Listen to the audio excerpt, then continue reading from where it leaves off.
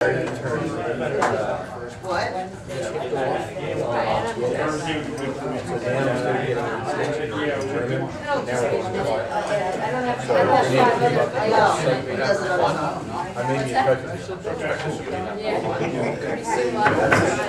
He doesn't have his own. I hear you. You're not in trouble.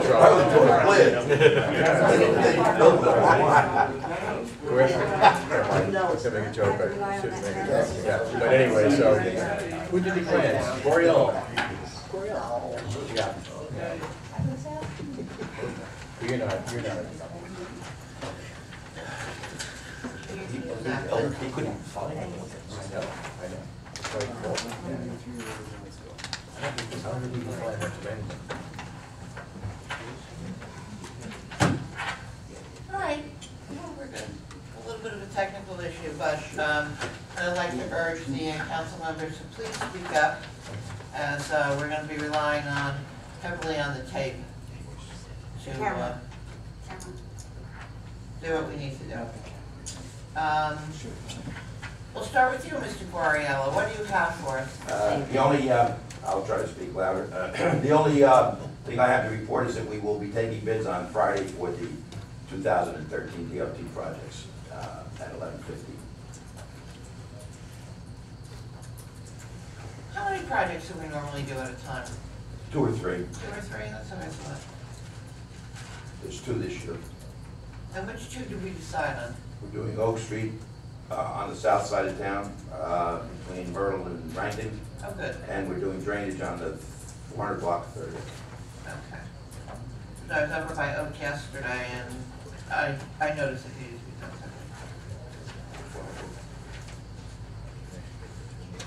Does anybody have anything for Mr. Guariello? I do, Mayor.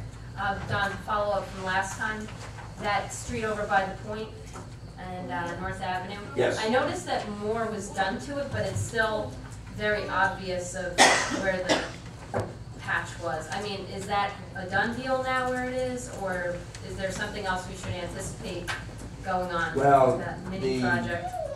The scope of the project could be getting larger. I mean, it's a bad area, and the edges of it are wearing pretty thin. So, is it done? That's a done deal right now. Yes. Okay, but we may see it on a future may have to do DOT something. project. Yes, more than just whatever we do. Okay. And yes, the project, by the way, did increase. We had a couple of bad spots come up down near 3rd. Originally, the area was between 2nd, but some of the additional spots pumped up down the lower block down by 3rd. So we have repaired those. Thank you, Tom. Anybody have anything else? We'll move along. Mr. Renan. Thank you, Mayor. You have the sewer rate ordinance on for introduction tonight. We went over that at the last agenda meeting. I still owe Councilwoman Palmer the dumpster ordinance.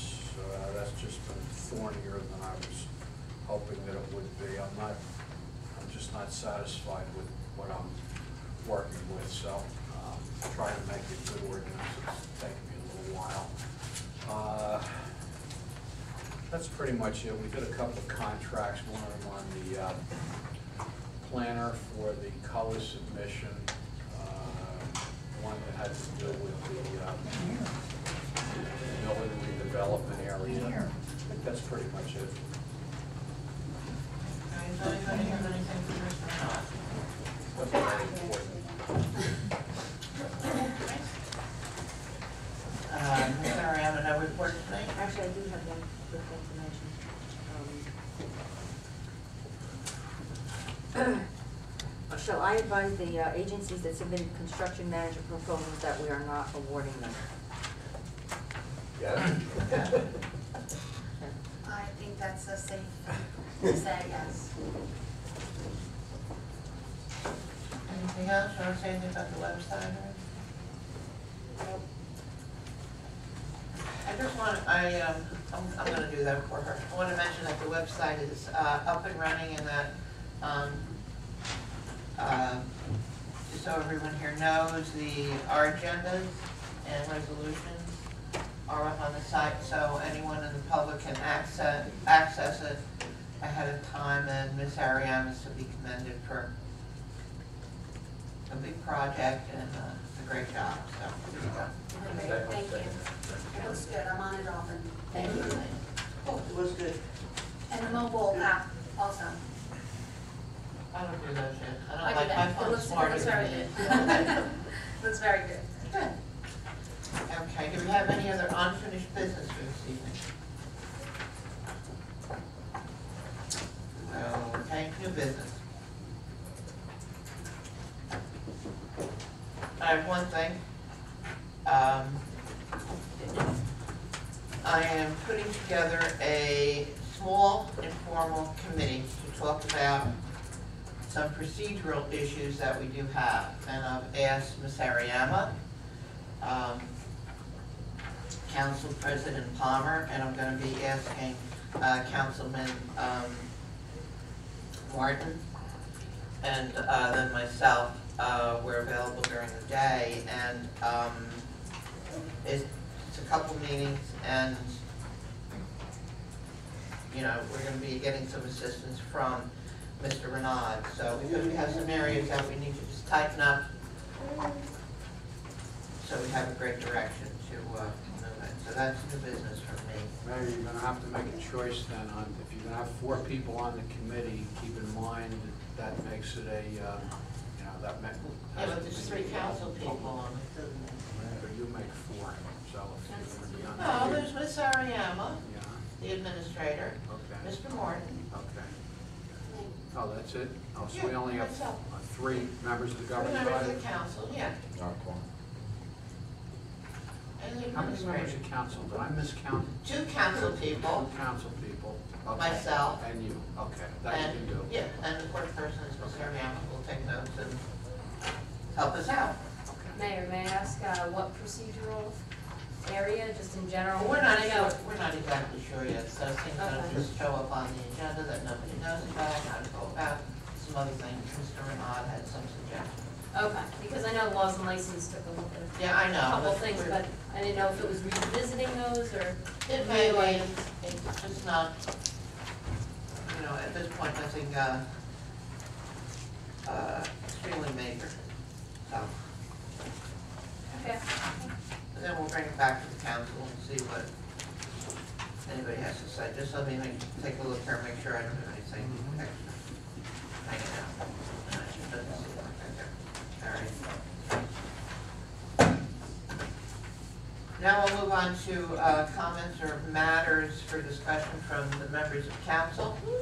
Council President Palmer, anything you want to bring to our attention before we head into our meeting?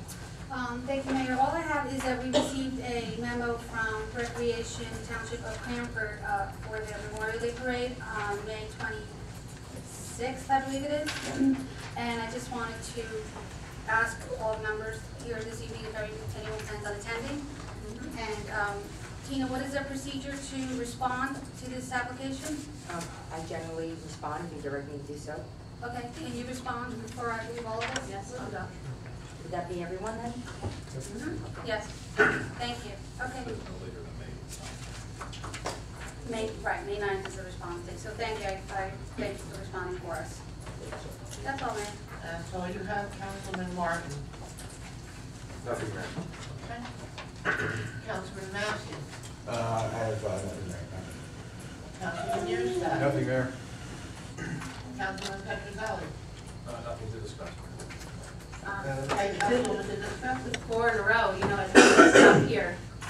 Sorry. Of course it's stopping here, but I only have a couple items, not 5 or 6, I don't work too much. But the first one I would like to just bring up is that I went to the last regular meeting of the freeholders. Councilman Martin couldn't attend due to a family matter that came up last minute, unfortunately. But I was able to attend, and I actually did get up at the podium at one point in the meeting just to thank them for the response about the tree maintenance topic that I brought up last time here at our meeting, but also just to keep us in mind in the future and other municipalities in the future, keep them all in mind because it could be something that could really help out the municipalities in the county. Also, just one item I wanted to mention, that I spoke with Mr. Renaud about, I think for the benefit of the public. You know, I realize that it's been 3 meetings in a row that we've gone into executive session first, and, you know, just as my, you know, common sense drew me to ask a couple questions, is it possible for us to start it at possibly 6 o'clock instead of 7 o'clock, having you wait, or, you know, could we put it up on the website to let the residents know the day before, day of, that we are going to have one, but basically that violates the Open Public Meetings Act, so we cannot do either one of those 2 options, so it is one of those necessary things we have to do up here. I think we all realize that you're waiting out here, but, you know, I did look into this, and we are very restricted in how we can handle business in that manner, so that's all I have. Thank you very much. Okay, we'll move on to public comment. Is there anyone in the audience that wishes to address the mayor and council? Please step to the microphone, state your full name and address, and please limit your comments to 3 minutes. We would be appreciated. Yes, sir. Ma'am?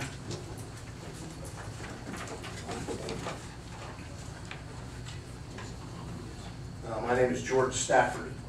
My address is 16 Kitchell Avenue in Wharton, New Jersey. But I'm here tonight as the outreach director for the New Jersey Highlands Coalition.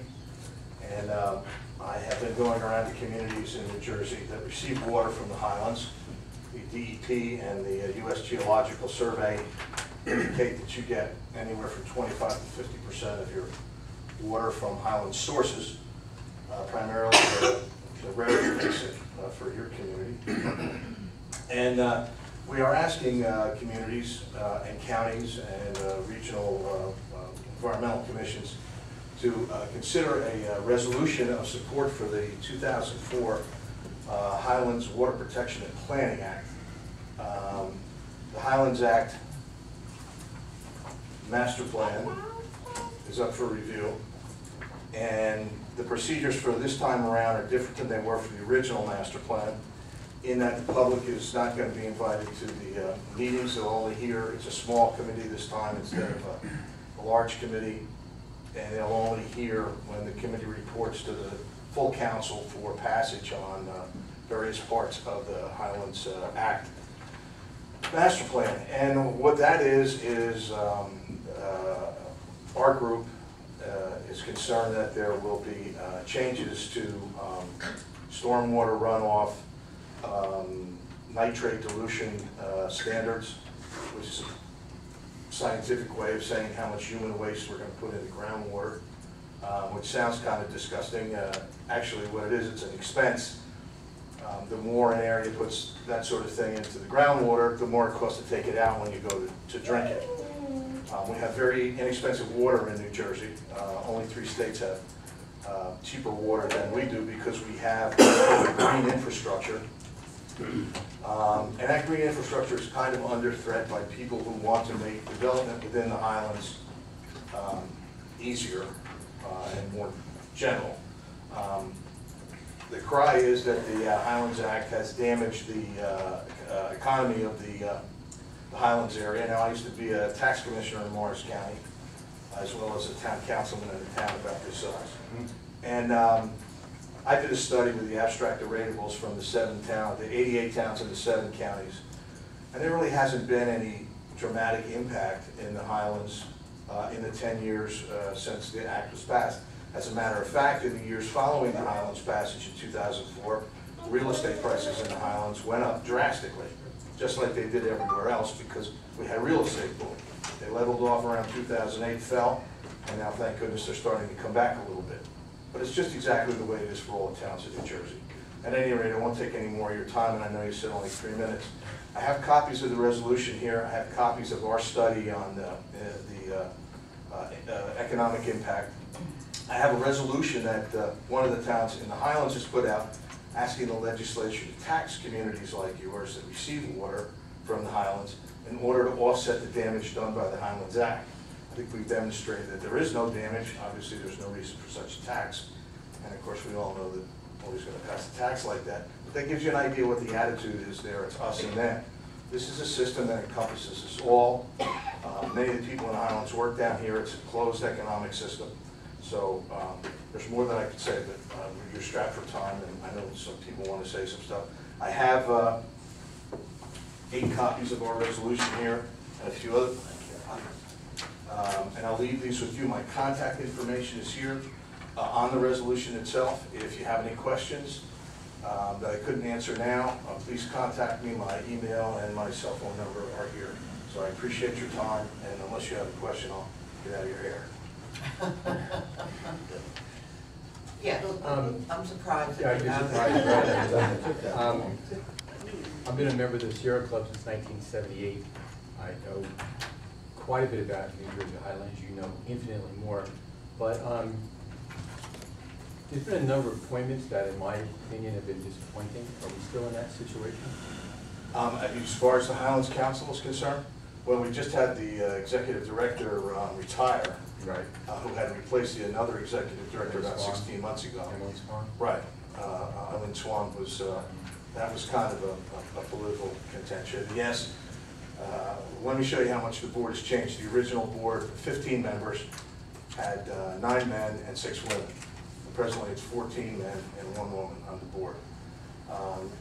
There are a number of people who are outspoken critics of the Highlands Act who are now members of the Highlands Council. And it all takes place in the Highlands. The meetings are up in Chester, and they get, you know, the input comes from them. So we're trying to go around the communities, and I would urge you to pass this resolution and say, look, these towns outside of the Highlands have an interest too. And they know what's going on, and they want to be included in whatever changes are going to be made, because it affects you just as much as it affects people in the Highlands. We just got the resolution signed today from Princeton, which I went to, and they asked me to go to the Environmental Commission, and I was a little bit afraid to go to the Environmental Commission. Figured out like 4 Nobel Prize winners or something on there, and I was going to be expected to explain nitrate dilution standards. So, that's what we're trying to do. There is a political angle to this whole thing, but the real question is, it's a regional solution, and it helps the people in the Highlands, and it helps the people who receive water from the Highlands. It's not us and them. I try to tell people we're all in this together. So, yeah.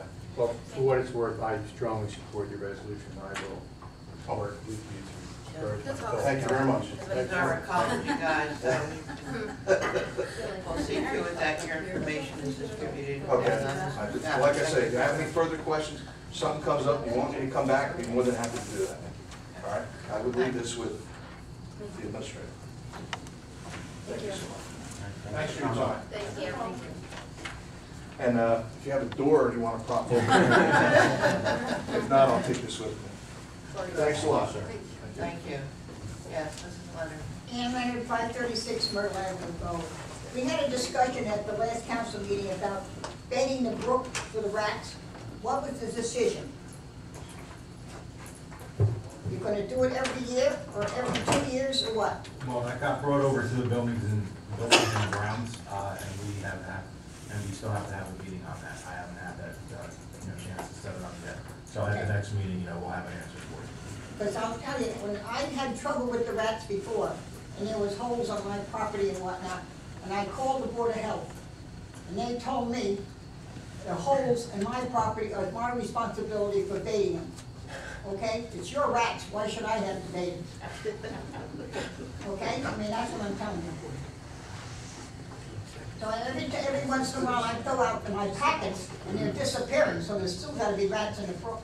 And if you have anybody around you that owns a dog, they thrive on feces. Okay, now my second one. Mr. Goriello, when you get a chance, on the 500 block of Myrtle Avenue, a lot of the gutters are all deteriorating, and all the stones and the sand now are going in the gutters, especially in front of my house. But a lot of them are all broken. Would you take a look at that? 500 block of Borough, right? Yes, 500 block of Myrtle. Sure will. Thank you. Thank you, Mr. Morrell. Thank you, Mr. Leonard. Anyone else?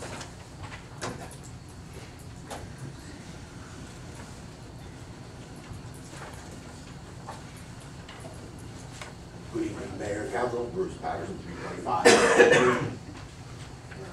Just want to thank Councilwoman Tedesco for at least recognizing that us rabble out here, like left high and dry during the executive sessions, right in the beginning of the meeting. And I appreciate it, at least you putting forth some suggestion, although it was in violation issue.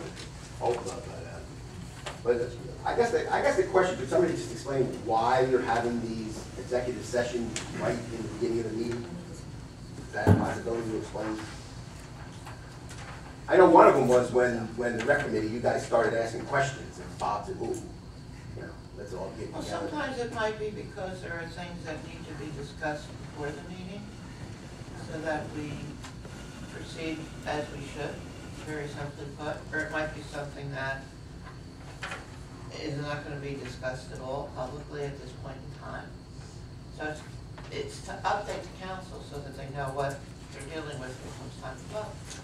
But moving it past the workshop, you know, maybe say between the workshop and the regular agenda, I mean, is it that important where it has to be discussed right up front? Yeah, we could, but I mean, I'd still sit through it because it's the you don't agenda have to being sit set there out. anyway, I mean, you know. But some people come here Stay. for the workshop, you know, and then they leave.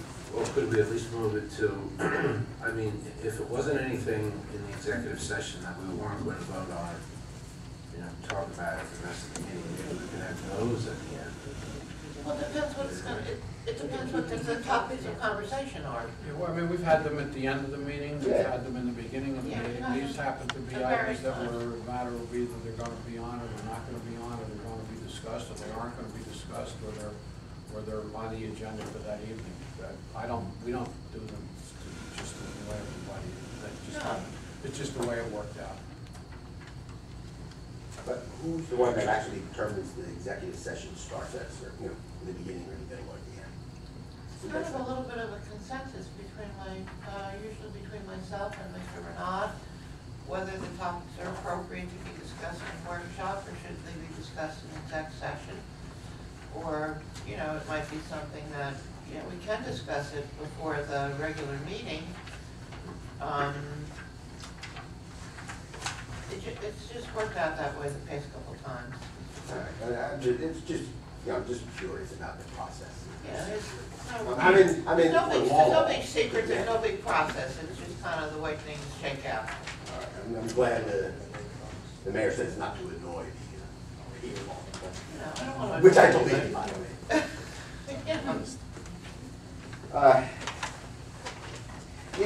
Yeah, it piqued the public's interest, I'm sure. It piqued mine. You know, you have this informal committee with a couple of people, and Councilwoman Tedesco again, you know, says, well, what's this for? And it was such a gray answer. I mean, Well, because it's a great topic, it's not. but you're setting up a committee. It may be an informal committee, but there's a committee to discuss something. What is this something? Well, I said procedural matters. Well, When procedure. when the agendas are gonna be sent out, when a council person can add something to the meeting, when, there's stuff like, I'm just pulling that. Okay. It's not, Okay, just the public would have liked some, you know.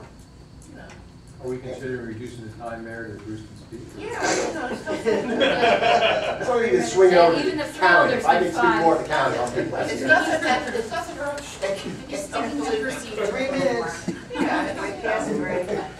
All right, just to wrap up. The freeholders are actually having the budget session this Thursday, which is the 10th.